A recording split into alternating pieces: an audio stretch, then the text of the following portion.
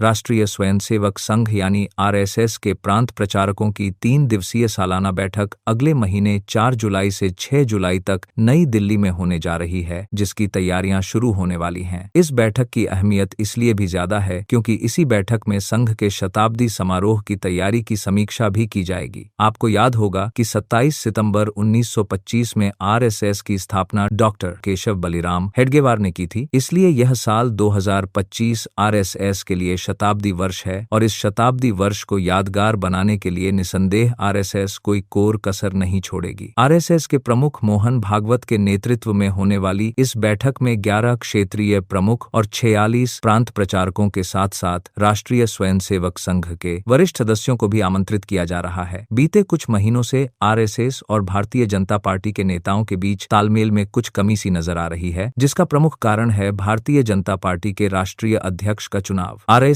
लगभग 6 महीने से ज्यादा से इस बात पर खड़ा हुआ है कि इस बार भारतीय जनता पार्टी का राष्ट्रीय अध्यक्ष उनकी पसंद का होना चाहिए और जो नाम राष्ट्रीय स्वयंसेवक संघ सामने ला रहे हैं, ऐसे नामों में संजय जोशी और केंद्रीय मंत्री नितिन गडकरी के नाम प्रमुख हैं, किंतु दोनों नामों पर वर्तमान भाजपा नेतृत्व सहमत नहीं हो पा रहा है, जिसकी वजह से वर्तमान राष्ट्रीय अध्यक्ष जेपी नड्डा का उत्तराधिकारी तय नहीं हो पा रहा है और बीजेपी के राष्ट्रीय अध्यक्ष का चुनाव लगातार टलता जा रहा है। दिल्ली में जब देश भर से आए आरएसएस के लोगों का जमावड़ा होगा, तब आरएसएस के बैठक के एजेंडे में शताब्दी समारोह के अलावा जो प्रमुख मुद्दा होगा वह बीजेपी के अगले राष्ट्रीय अध्यक्ष के नाम का मुद्दा भी निश्चित रूप से रहेगा। यह बात सभी जानते हैं कि पूरे देश में भारतीय जनता पार्टी की सरकार पिछले 11 सालों से है और प्रधानमंत्री नरेंद्र मोदी के नेतृत्व में तीसरी बार सरकार बन भी चुकी है, लेकिन इस बार यह सरकार अकेले भाजपा की नहीं है, यह एनडीए के घटक दलों की सरकार है, क्योंकि पिछले 2 बार तो भारतीय जनता पार्टी को देश की जनता ने स्पष्ट बहुमत दिया था और बीजेपी ने दोनों बार अपने अकेले के बलबूते पर ही सरकार बना ली थी। लेकिन इस बार बीजेपी की कहानी फंस गई और उनकी संख्या 240 पर अटक गई थी, जिसकी वजह से सरकार बनाने के लिए भारतीय जनता पार्टी को एनडीए गठबंधन का सहारा लेना पड़ा, जिसमें चंद्रबाबू नायडू की तेलुगु देशम की 16 और नीतीश कुमार की जेडीयू की 12 सीटों की प्रमुख बैसाखियां शामिल हैं। हालांकि एनडीए में इन दोनों प्रमुख पार्टियों के अलावा चिराग पासवान, अनुप्रिया पटेल और जीतन राम मांझी की पार्टी जैसी 2 दर्जन से ज्यादा राजनीतिक दलों के सांसद सरकार में शामिल हैं। दरअसल भारतीय जनता पार्टी और राष्ट्रीय स्वयंसेवक संघ के बीच दरार की सबसे बड़ी वजह बीजेपी के राष्ट्रीय अध्यक्ष जगत प्रसाद नड्डा का 2024 के लोकसभा चुनाव में प्रचार के दौरान दिया गया वह बयान था, जिसमें उन्होंने कह दिया था कि अब हमें आरएसएस की जरूरत नहीं है, भारतीय जनता पार्टी अकेले सक्षम पार्टी बन चुकी है। चूंकि लोकसभा के चुनाव की वोटिंग होनी अभी बाकी थी और भाजपा नेता जेपी नड्डा के इस बड़बोले बयान ने आरएसएस से जुड़े लोगों के दिलों को जोर का झटका धीरे से दे दिया। बस तभी से उन्होंने यह तय कर लिया कि अभी नहीं तो कभी नहीं, और उसी दिन से उन्होंने यह जिद पकड़ रखी है कि भारतीय जनता पार्टी का अगला अध्यक्ष अब बिना उनकी सहमति के नहीं बन सकता। बीते लगभग 6 महीनों में राष्ट्रीय स्वयंसेवक संघ और भाजपा के प्रमुख नेताओं के मध्य 3 से 4 दौर की वार्ता भी हो चुकी है, लेकिन अफसोस कि कोई निराकरण नहीं हो पाया और किसी एक नाम पर सहमति नहीं बन पाने की वजह से ही भारतीय जनता पार्टी के राष्ट्रीय अध्यक्ष का चुनाव लगातार टलता जा रहा है। राष्ट्रीय स्वयंसेवक संघ की दिल्ली में 3 दिवसीय बैठक की तैयारी से भारतीय जनता पार्टी के खेमे में भी हलचल मच गई है, इसीलिए अगले महीने होने वाली 3 दिवसीय बैठक का बहुत महत्व नजर आ रहा है और आरएसएस दिल्ली में बैठकर शताब्दी समारोह और बीजेपी के राष्ट्रीय अध्यक्ष बनाने की तैयारियों को अंतिम रूप दे सकती है। सवाल यह भी है कि आरएसएस की स्थापना के 100 वर्ष पूरे होने की खुशी में क्या बीजेपी के राष्ट्रीय अध्यक्ष के मुद्दे को भी एजेंडे में शामिल रखेगी या फिर सिर्फ शताब्दी समारोह की तैयारी के बाद बात खत्म हो जाएगी, जो कि लगता तो नहीं है। इस खबर में आज बस इतना ही। Bureau report, news T20 Bhilai.